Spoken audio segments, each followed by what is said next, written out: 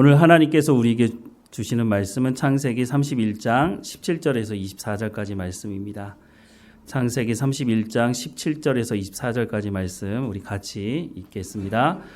야곱이 일어나 자식들과 아내들을 낙타에 태우고 그 모은 바 모든 가축과 모든 소유물 곧 그가 밧단 아람에서 모은 가축을 이끌고 가나안 땅에 있는 그의 아버지 이삭에게로 가려 할세.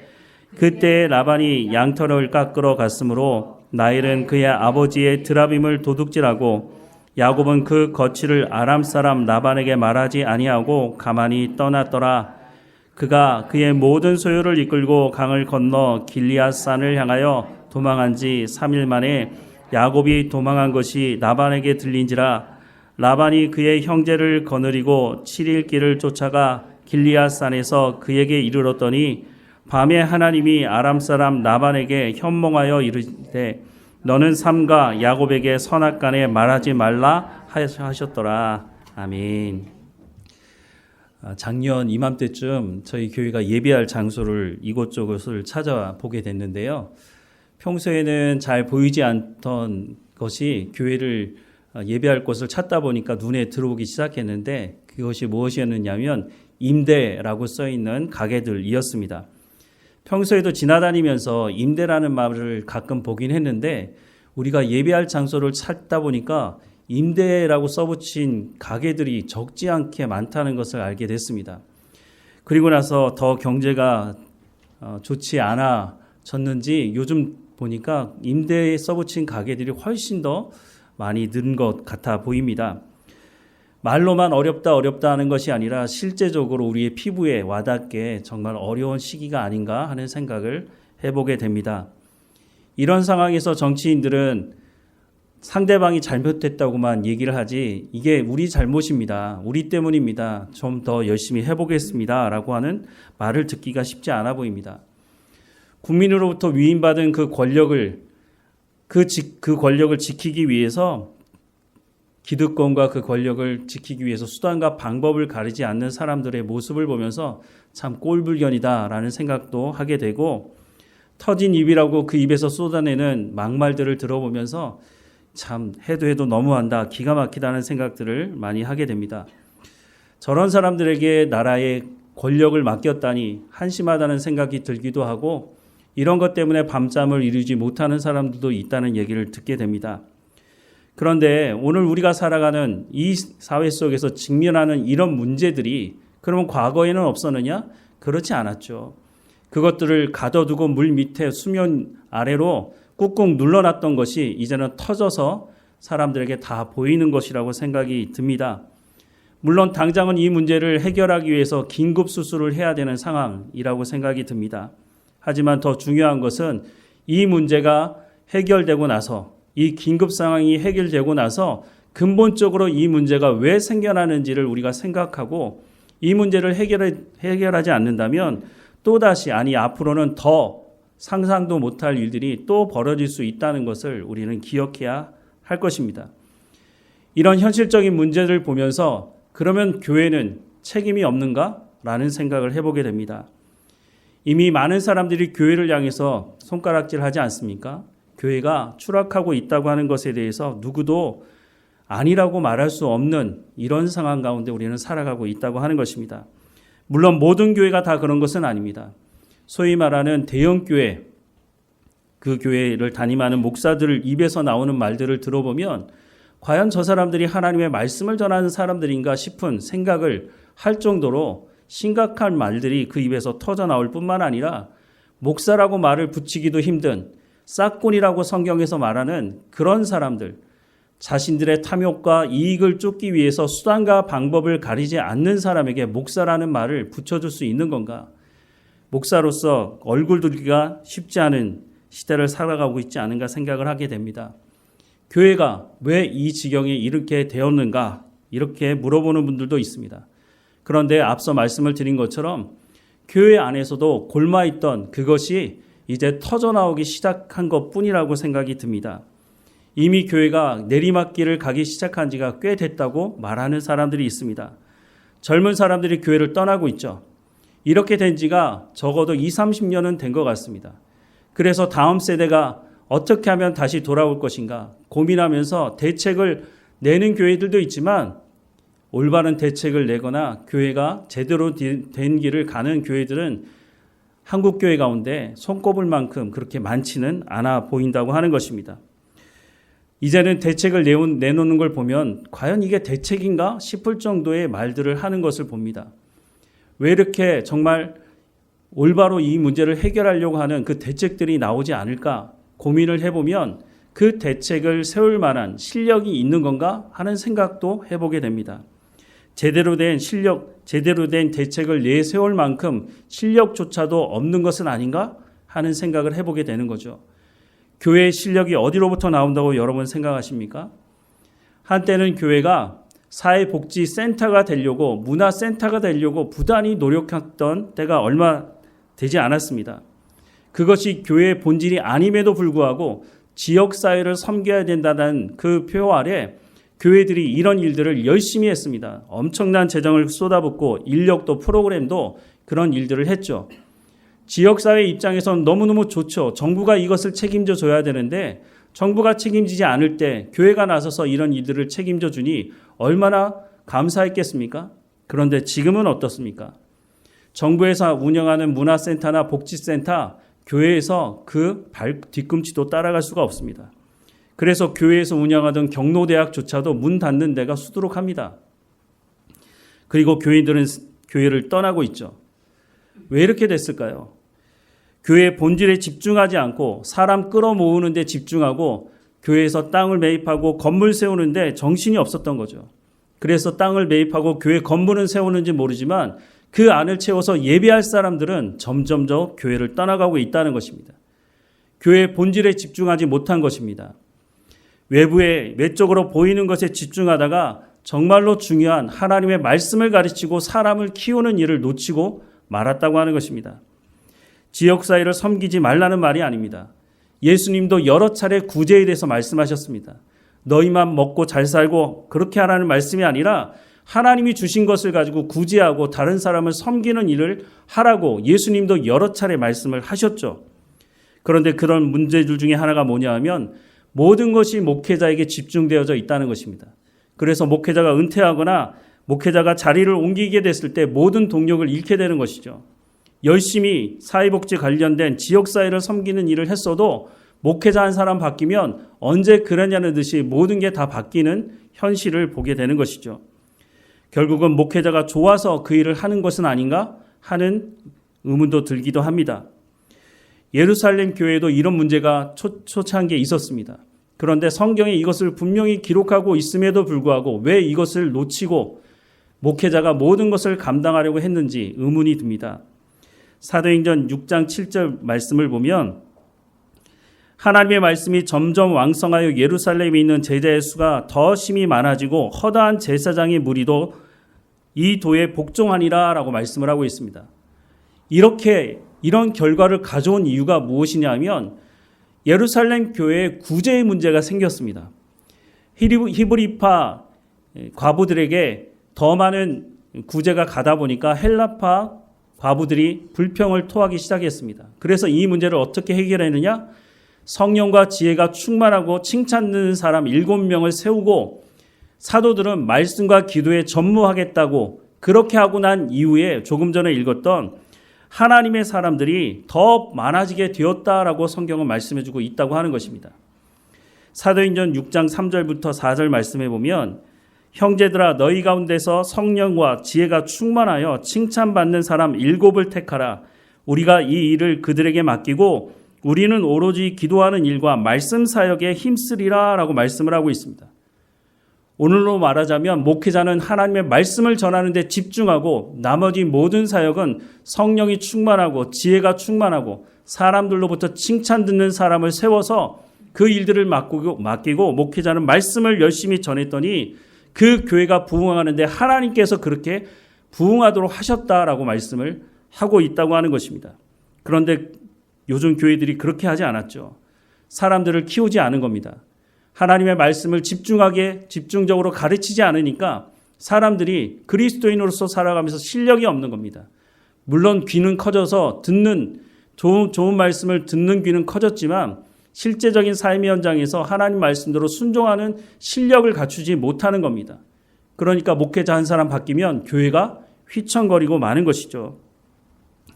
더 심각한 것은 하나님의 말씀을 제대로 전하지 않는 것도 문제인데 기복주의와 연합해서 성공하고 출세하는 것이 목적인 것처럼 교회에서도 그렇게 가르쳐 온 것이 가장 심각한 문제라고 하는 것입니다. 거짓 복음을 전하는 것이죠.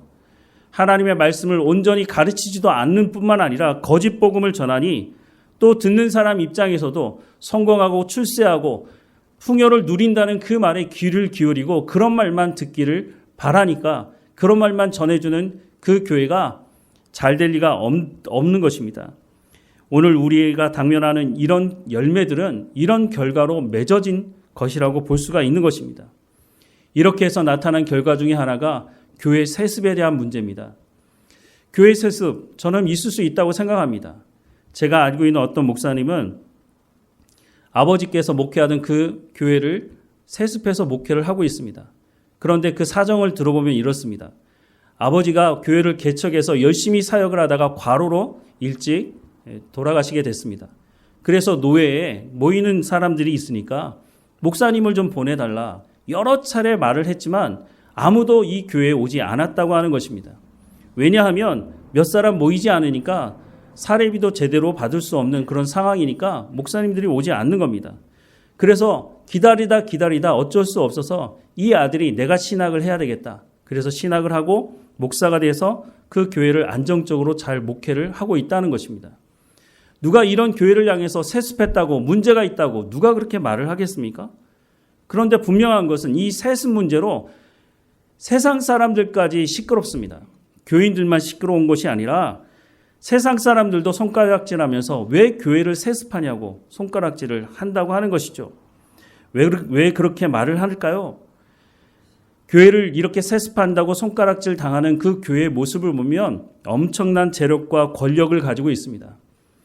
세습을 하는 목사의 입장에서는 이거 내가 다 키운 건데 이런 생각을 하고 있는 겁니다.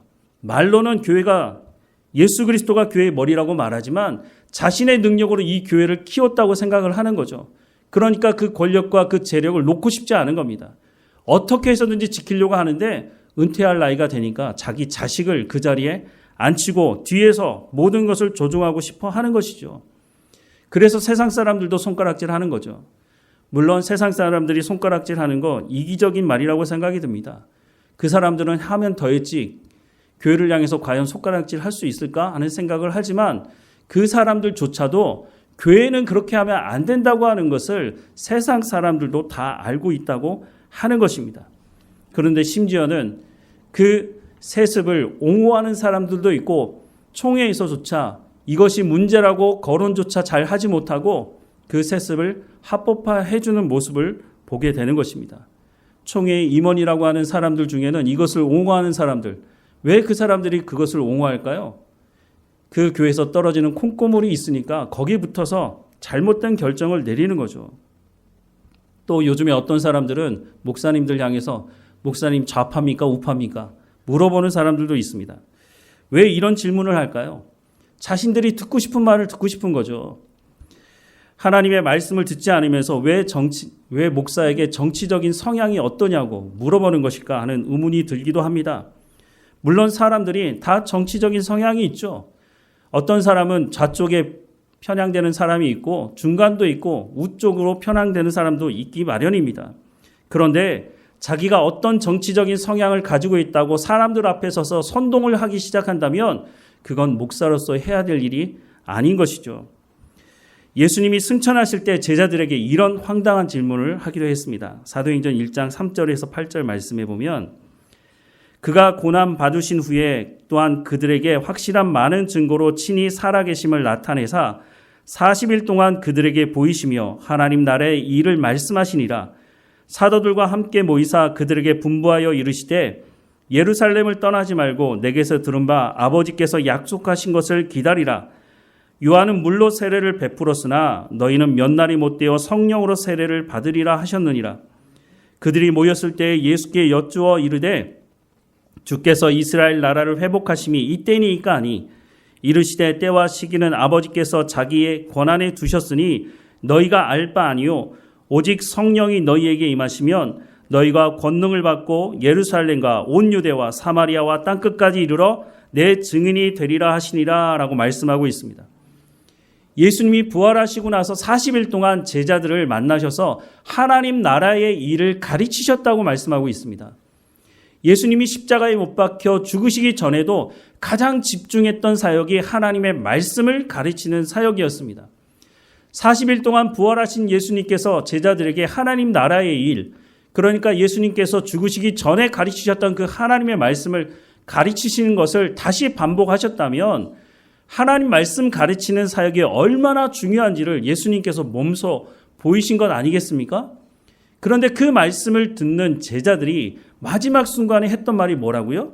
6절 말씀을 다시 보면 주께서 이스라엘 나라를 회복하심이 이때니까 라고 묻고 있다는 겁니다. 제자들 안에 여전히 정치적인 자기들의 욕구를 채워달라고 말을 하고 있습니다. 여전히 예수님이 왕이 되실 거라는 기대를 뿌리치지 못하고 있다고 하는 거죠.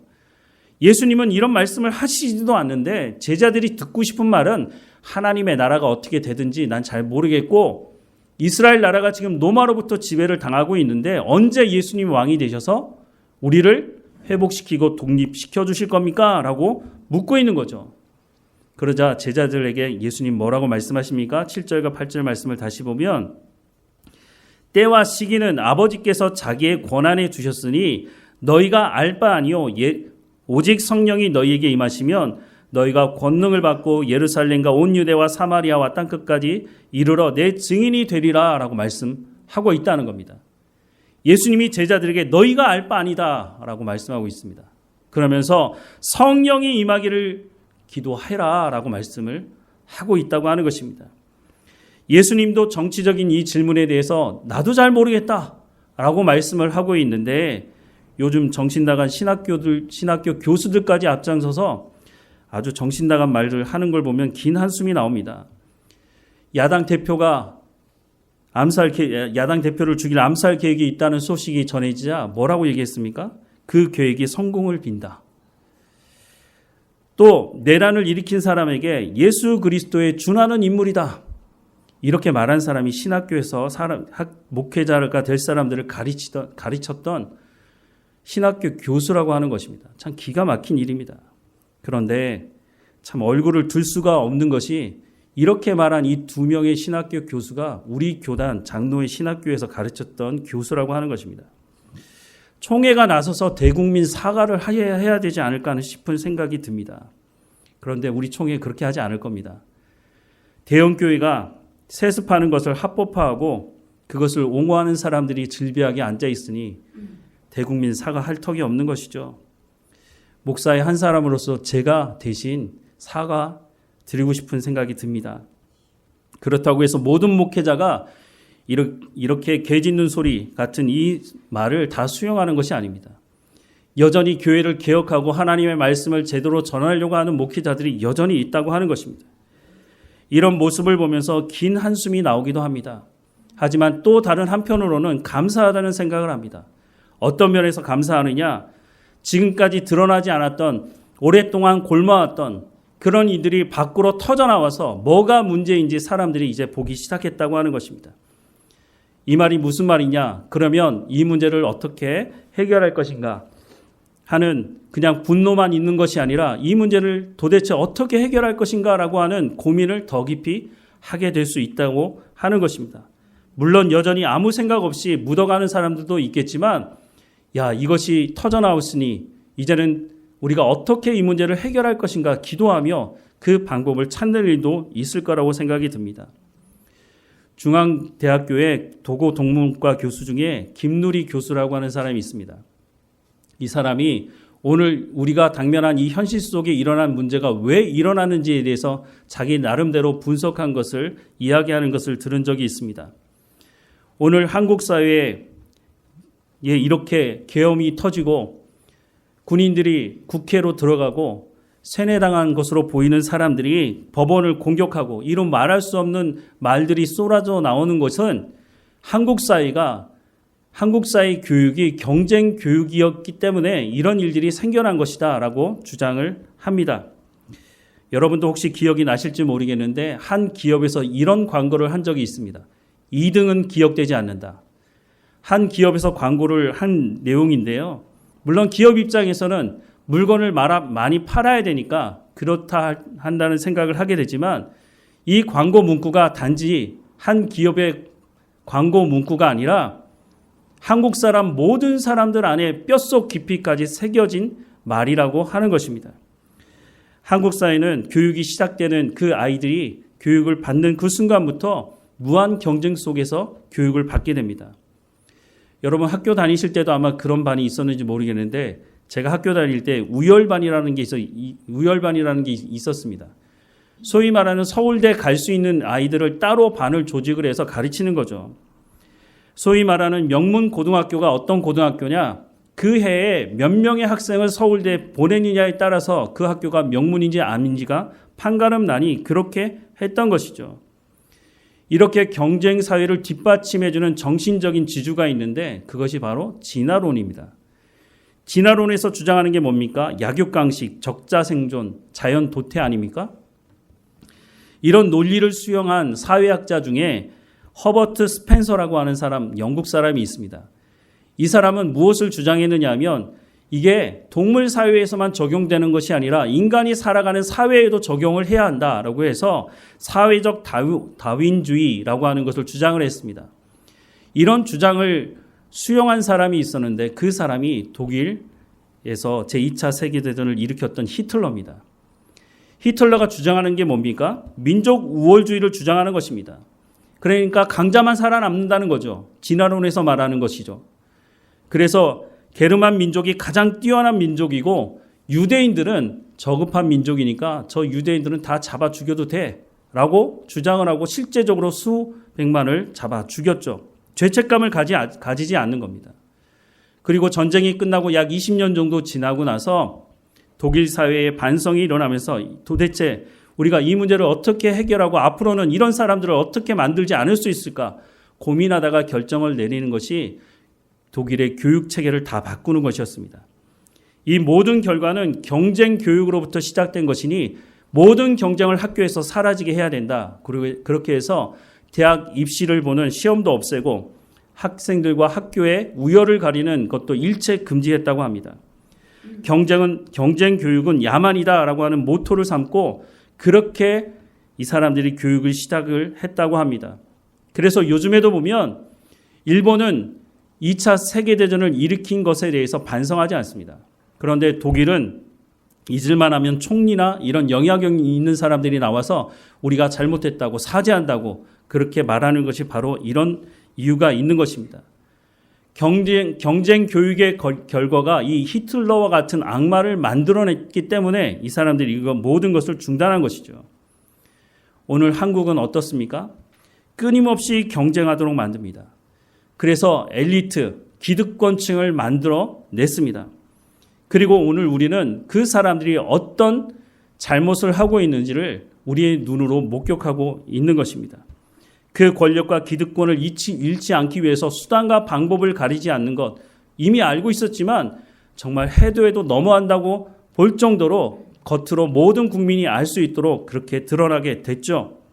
그리고 얼마나 거짓말을 잘합니까? 거짓말을 정말 밥 먹듯이 한다는 얘기가 저런 거구나라는 생각을 하게 됩니다. 오히려 죄가 드러났음에도 불구하고 더 큰 소리를 내고 자신들이 가지고 있는 그 기득권과 권력을 사용해서 그 자리를 어떻게 해서든지 지키려고 하는 모습을 우리가 목격하고 있지 않습니까? 일제강점기 때 자신의 이익을 위해서 일제 앞잡이가 된 모습이 이런 모습이 아닐까 하는 생각도 해보게 됩니다. 그런데 더 놀라운 것은 이런 사람들 중에 적지 않은 사람들이 주일에 교회에 와서 앉아 있다고 하는 것입니다. 그러면 의문이 드는 부분이 있습니다. 주일에 예배드리는 자리 가운데 나와 있다면 하나님의 말씀을 분명히 들을 텐데 그러면 성경에 하나님의 말씀에 경쟁하라고 수단과 방법을 가리지 않고 기득권과 그 권력을 지키고 거짓말하라고 성경 어디에 그 말씀이 기록되어져 있는가? 제가 성경을 50차례 정독을 하긴 했지만 아직은 부족하다고 생각이 드는데 아직까지 성경에서 저는 그런 말씀을 본 적이 없습니다. 그런데 그 사람들은 하나님의 말씀이 선포되는 그 현장에서 하나님의 말씀을 들었다면 양심에 화인 맞은 것이고, 하나님의 말씀이 제대로 선포되지 않았다면 그 목회자에게 하나님께서 책임을 묻겠죠.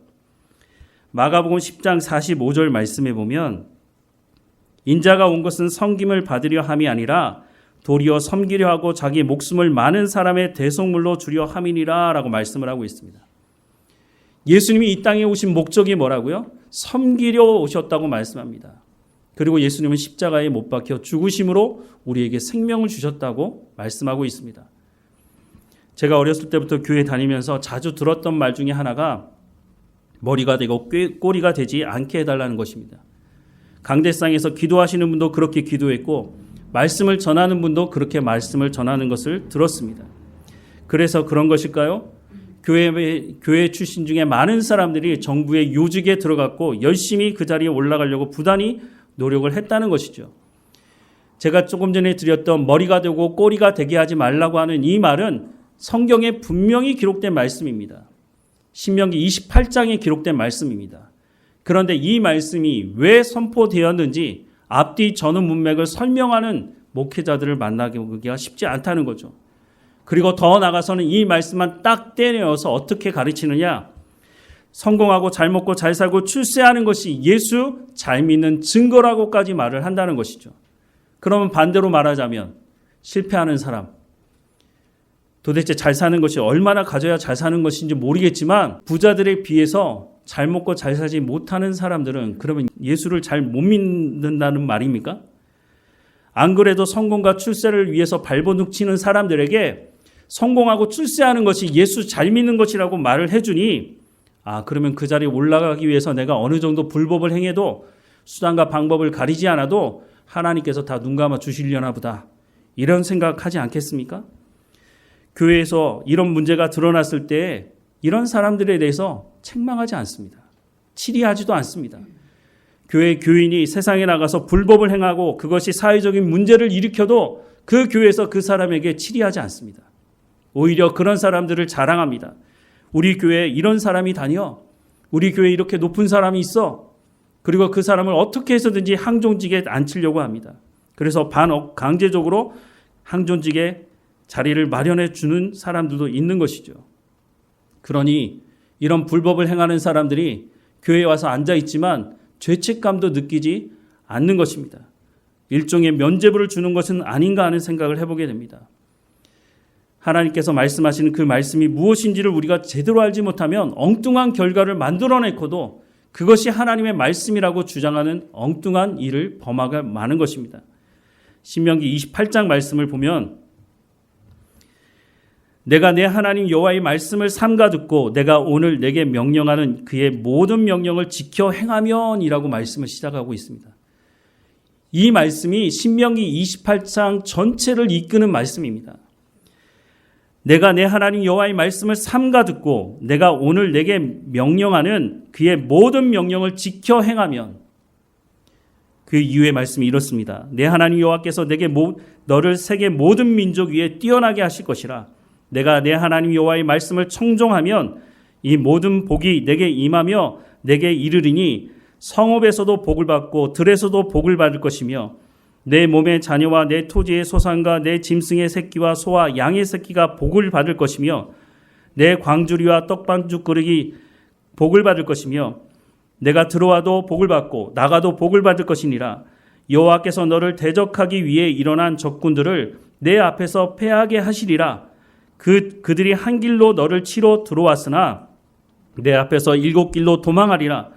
여호와께서 명령하사 내 창고와 내 손으로 하는 모든 일에 복을 내리시고 내 하나님 여호와께서 내게 주시는 땅에서 내게 복을 주실 것이며 여호와께서 내게 맹세하신 대로 너를 세워 자기의 성민이 되게 하시리니 이는 내가 내 하나님 여호와의 명령을 지켜 그 길로 행할 것임이니라.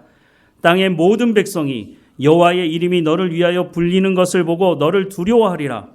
여호와께서 내게 주리라고 내 조상들에게 맹세하신 땅에서 내게 복을 주사 내 몸의 소생과 가축의 새끼와 토지의 소산을 많게 하시며 여호와께서 너를 위하여 하늘의 아름다운 보고를 여시사 내 땅에 때를 따라 비를 내리시고 내 손으로 하는 모든 일에 복을 주시리니 내가 많은 민족에게 꾸어질지라도 너는 꾸지 아니할 것이요 여호와께서 너를 머리가 되고 꼬리가 되지 않게 하시며, 여기 나오는 말씀이죠. 위에만 있고 아래에 있지 않게 하시리니 오직 너는 내가 오늘 내게 명령하는 내 하나님 여호와의 명령을 듣고 지켜 행하며 내가 오늘 너희에게 명령하는 그 말씀을 떠나 좌로나 우로나 치우치지 아니하고 다른 신을 따라 섬기지 아니하면 이와 같으리라 라고 말씀합니다. 하나님의 약속의 말씀입니다. 하나님이 이렇게 하시겠다고 약속해 주시는 겁니다. 그런데 전제가 뭐라고요? 하나님의 말씀을 듣고 순종하는 사람에게 이런 결과로 이런 열매를 맺게 하시겠다고 말씀하고 있습니다. 그런데 하나님 말씀에 불순종했는데 이런 결과가 일어나면 어떻게 될까요? 오늘 우리가 보는 현실이 이런 결과로 나타나게 될 것이라고 하는 것이죠. 15절 이하의 말씀도 보면 내가 만일 내 하나님 여호와의 말씀을 순종하지 아니하여 내가 오늘 내게 명령하는 그의 모든 명령과 규례를 지켜 행하지 아니하면 이 모든 저주가 내게 임하여 내게 이를 것이니 내가 성읍에서도 저주를 받으며 들에서도 저주를 받을 것이요 또 내 광주리와 떡 반죽 그릇이 저주를 받을 것이요 내 몸의 소생과 내 토지의 소산과 내 소와 양의 새끼가 저주를 받을 것이며 내가 들어와도 저주를 받고 나가도 저주를 받으리라. 내가 악을 행하여 그를 잊음으로 내 손으로 하는 모든 일에 여호와께서 저주와 혼란과 책망을 내리사 망하며 속히 파멸하게 하실 것이며 여호와께서 내 몸에 연병이 들게 하사 내가 들어가 차지할 땅에서 마침내 너를 멸하실 것이며 여호와께서 폐병과 열병과 염증과 학질과 한재와 풍재와 썩는 재앙으로 너를 치시리니 이 재앙들이 너를 따라서 너를 진멸하게 할 것이라 라고 말씀합니다. 이것도 하나님의 약속의 말씀이라고 하는 것입니다. 신명기 28장에서 이런 말씀들을 하고 있는데 머리가 되고 꼬리가 되지 않게 해달라는 이 말씀만 빼가지고 말씀을 전한다면 제대로 된 말씀이 전해질 리가 없는 것이죠. 목회자가 제대로 말씀을 전했음에도 불구하고 듣지 않았다면 양심에 화인 맞은 것일 것이고 목회자가 말씀을 제대로 전하지 않았다면 하나님께서 그 목회자에게 그 죄값을 하나님께서 요구하시겠죠. 결국은 하나님의 말씀에 순종함으로 이 말씀을 빼고서 하나님의 말씀을 전하고 나니 오늘 우리가 보는 이런 결과의 열매를 우리가 보고 있게 되는 것입니다. 예수님은 인자가 온 것은 섬김을 받으려 함이 아니라 도리어 섬기려 하고 자기 목숨을 많은 사람의 대속물로 주려 함이라 라고 말씀하고 있습니다. 성경 어디에도 경쟁에서 다른 사람의 머리를 밟고 일어서라고 말씀하지 않습니다. 하나님께서 섬기라고 말씀을 하고 있다고 하는 것입니다. 그러면 우리는 어떻게 해야 할까요? 물론 이 땅을 위해서, 교회를 위해서 기도해야겠죠. 하나님께서 이 교회를 불쌍히 여겨달라고, 회복하게 해달라고 기도해야 하겠죠. 예루살렘의 멸망을 앞두고 있을 때 하나님께서 예레미야 선지자를 통해서 이런 말씀을 하십니다. 예레미야 5장 1절 말씀에 보면 너희는 예루살렘 거리로 빨리 다니며 그 넓은 거리에서 찾아보고 알라. 너희가 만일 정의를 행하며 진리를 구하는 자를 한 사람이라도 찾으면 내가 이 성읍을 용서하리라 라고 말씀을 하고 있습니다. 한 사람이라도 정의를 구하며 진리를 구하는 자, 그 사람이 있으면 하나님께서 예루살렘 심판을 미루시겠다라고 말씀을 하고 있다고 하는 것입니다. 우리가 보는 이 현실, 당장 교회가 무너지거나 이 사회가 무너지지는 않을 것입니다. 왜냐하면 이 시대, 이 혼란스러운 시대 안에서도 하나님의 정의를 구하며 정의를 행하고 하나님의 진리의 말씀을 구하고 가르치며 행하는 사람들이 있기 때문에 이 나라가 당장 어떻게 뒤집어지거나 그렇게 되지는 않을 것이라고 하는 것입니다. 그런데 이렇게 말할 수 있죠. 하나님, 나 같은 사람이 어떻게 내가 이것을 막아설 수 있겠습니까? 라고 말할 수도 있겠죠. 하나님, 나 같은 사람 그렇게 못합니다. 라고 말할 때에 오늘 본문에 등장하는 우리가 야곱을 봐야 할 것입니다. 야곱이 지금 고향으로 돌아가려고 했습니다. 그런데 좋은 방법을 선택하지 않았습니다. 하나님께서 야곱에게 고향으로 돌아가라고 말씀하셨죠. 그래서 가족들을 모아놓고 하나님께서 이렇게 말씀하셨다라고 해서 가족들의 동의도 얻었습니다. 그런데 하나님께서 말씀하셨음에도 불구하고 야곱은 라반이 두려워서 쉽게 말해서 야반 도주를 하게 됩니다. 라반에게 이 말을 하지 않습니다. 고향으로 돌아가야겠다고 말은 한 적은 있지만 내가 정말로 고향으로 돌아가야겠다고 하나님께서 그렇게 말씀하셨다고 그렇게 말할 용기도 가지지 못했던 것이죠. 그래서 몰래 도망가게 됩니다. 그런데 야곱이 중요한 걸 모르고 있습니다. 깨닫지 못하고 있죠. 20년 전에 하나님께서 야곱에게 뭐라고 말씀하셨습니까? 창세기 28장 13절에서 15절 말씀해 보면 또 본즉 여호와께서 그 위에 서서 이르시되 나는 여호와니 너의 조부 아브라함의 하나님이요 이삭의 하나님이라. 내가 누워있는 땅을 내가 너와 내 자손에게 주리니 내 자손이 땅의 티끌같이 되어 내가 서쪽과 동쪽과 북쪽과 남쪽으로 퍼져나갈 것이며 땅의 모든 족속이 너와 내 자손으로 말미암아 복을 받으리라. 내가 너와 함께 있어 내가 어디로 가든지 너를 지키며 너를 이끌어 이 땅으로 돌아오게 할지라. 내가 내게 허락한 것을 다 이루기까지 너를 떠나지 아니하리라 라고 약속하고 있습니다. 그런데 야곱은 이걸 건성으로 들은 것 같습니다. 하나님께서 고향으로 돌아가라는 말씀을 분명히 듣기는 했지만 이 약속의 말씀을 온전히 믿고 있지 못하다고 하는 것입니다. 혹시나 라반이 못 가게 하면 어떻게 하지? 라반이 내게 약속했던 저 양들과 낙타와 이 모든 재산을 다 빼앗으면 어떻게 하지? 그런 걱정 뭐 할 수도 있겠죠. 그런데 하나님께서 고향으로 돌아가라고 말씀하지 않습니까? 그 말이 무슨 말일까요? 하나님께서 책임지시겠다는 것입니다. 혹시라도 라반이 길을 막으면 어떡할까? 정말 라반이 길을 막으면 야곱이 고향으로 돌아가지 못할까요? 창세기 31장 23절에서 24절 말씀에 보면 라반이 그의 형제를 거느리고 7일 길을 쫓아가 길리앗산에서 그에게 이르렀더니 야곱이 정말 빨리 도망간 것 같아요. 3일 만에 소식을 듣고 쫓아가는데 7일이 걸렸으니까. 24절에 밤에 하나님이 아람 사람 라반에게 현몽하여 이르시되 너는 삼가 야곱에게 선악간에 말하지 말라 하셨더라 라고 말씀합니다. 이게 무슨 말일까요? 하나님께서 야곱이 잘못한 것 모르는 게 아닙니다. 야곱이 흠이 있다는 거 하나님도 아십니다. 그런데 하나님께서 야곱에게 약속한 말씀이 있지 않습니까? 그 약속의 말씀 때문에 야곱이 잘못한 부분이 있긴 하지만 너 야곱에 손댔다가는 가만 안 둔다. 하나님 그렇게 말씀하신 것이죠. 아무리 라반이 화가 나서 쫓아와서 내가 이 야곱을 죽여버리겠다고 생각을 했다 할지라도 하나님이 너 가만 안 둔다라고 하는 그 말에 라반이 아무리 간땡이가 부었어도 하나님 말씀을 거부할 수가 없는 것이죠. 그래서 야곱을 만나고 난 이후에 말을 들어보면 야곱이 분노했던 모습이 보이지가 않습니다. 라반이 잘못했다가는 자신도 죽게 생겼으니 함부로 막을 수가 없다고 하는 것입니다. 사랑하는 여러분, 오늘 한국 사회, 한국 교회의 문제를 보면서 화가 나기도 하고 도대체 이 문제를 어떻게 해결할 건가 고민이 생기기도 하지만 아까도 말씀을 드렸지만 이런 문제들이 수면 밑에 있을 때는 끙끙 앓았지만 수면 위로 드러났으니 이제는 이 문제를 어떻게 해결할 것인가를 기도하며 하나님께서 말씀하는 말씀이 무엇인지를 우리가 듣고 그 길을 따라 가야 한다고 하는 것입니다. 상황이 이렇게 심각함에도 불구하고 여전히 기복주의를 주장하면서 성공과 출세하는 것만이 예수 잘 믿는 것이라고 말을 한다면 앞으로는 이보다 더 심각한 일을 경험하게 될 수 있다고 하는 것입니다.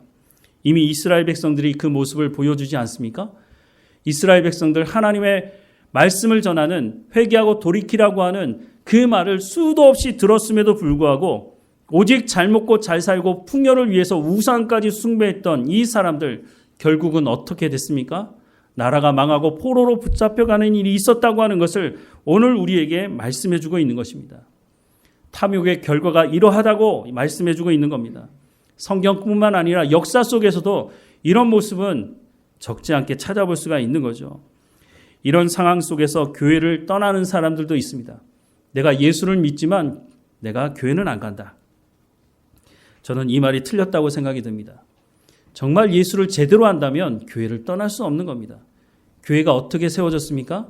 교회는 예수 그리스도가 핏값을 지불하고 세워진 곳입니다. 예레미야 5장 1절 말씀에 너희는 예루살렘 거리로 빨리 다니며 그 넓은 길에서 찾아보고 알라.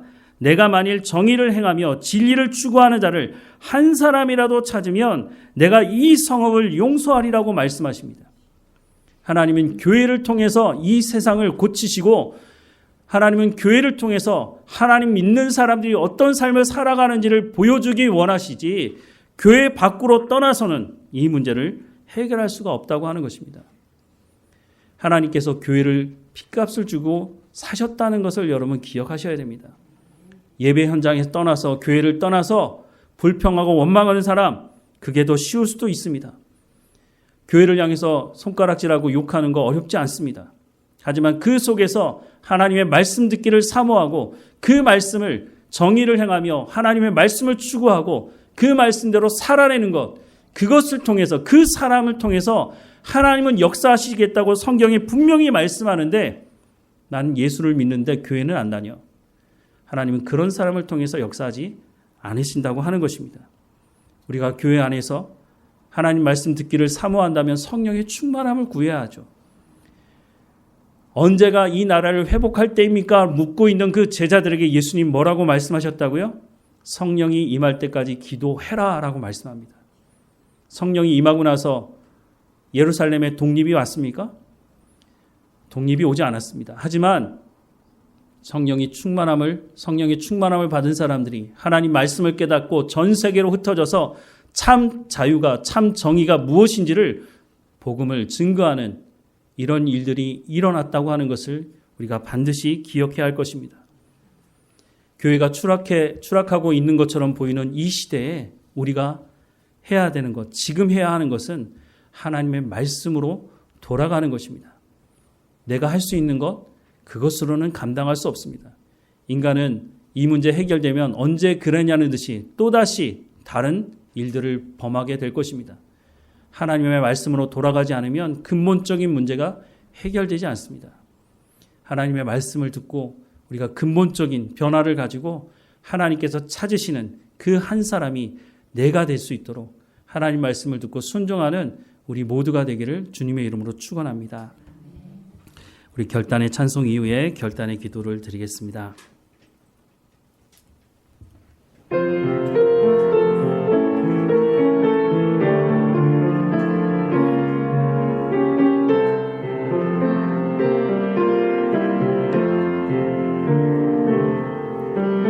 이 말씀 따라 사는 동안 지치지 않게 하시고 이 말씀 따라 사는 동안 주님 나라 이루소서. 이 말씀 따라 사는 동안 지치지 않게 하시고 이 말씀 따라 사는 동안 주님 나라 이루소서. 오늘 들었던 말씀을 가지고 하나님 앞에 은혜를 구하며 기도하십시다. 하나님, 우리 가운데 성령의 충만함을 허락해 주시고 하나님의 말씀을 깨달아 알아서 정의를 행하며 진리를 추구하는 하나님의 말씀대로 순종하는 믿음의 삶을 살아갈 수 있도록 은혜를 허락해 달라고, 우리를 통해서 하나님의 복이 흘러가는 통로가 될 수 있도록 우리의 삶을 주관하시고 인도해 달라고, 또한 이 한국 사회의 이 문제들이 하나님 안에서 온전히 해결될 수 있도록 은혜를 베풀어 달라고, 한국교회가 회개하고 돌이키고 말씀으로 회개할 수 있도록 하나님 인도해 달라고 우리 다 함께 은혜를 구하며 기도하십시다.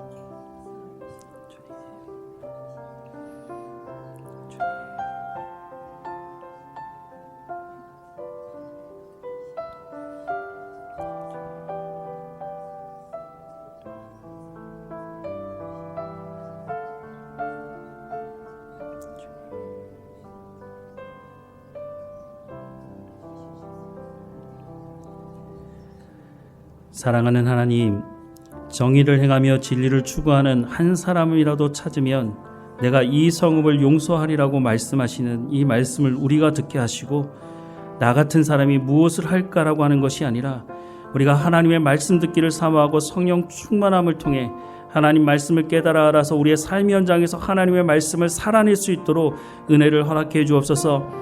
이 땅에 무너진 곳에 서서 중보하며 하나님의 말씀에 순종하는 믿음의 삶을 살아갈 수 있도록 은혜를 허락해 주옵소서.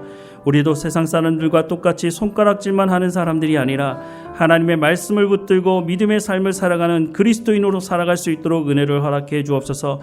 이 땅에 교회를 세우신 하나님 불쌍히 여기시고 하나님의 말씀이 선포되는 교회가 되게 하시고, 하나님의 말씀을 듣고 돌이켜서 하나님의 말씀대로 순종하는 성도들이 일어나는 한국 땅이 될 수 있도록, 한국 교회가 될 수 있도록 하나님 은혜를 허락해 주옵소서. 이 한 주일을 살아가는 삶의 현장에서 우리가 믿음의 삶을 살아갈 수 있도록 은혜를 허락해 주옵소서. 늘 우리와 함께 하시는 하나님께 감사드리고 예수님의 이름으로 기도드립니다. 아멘.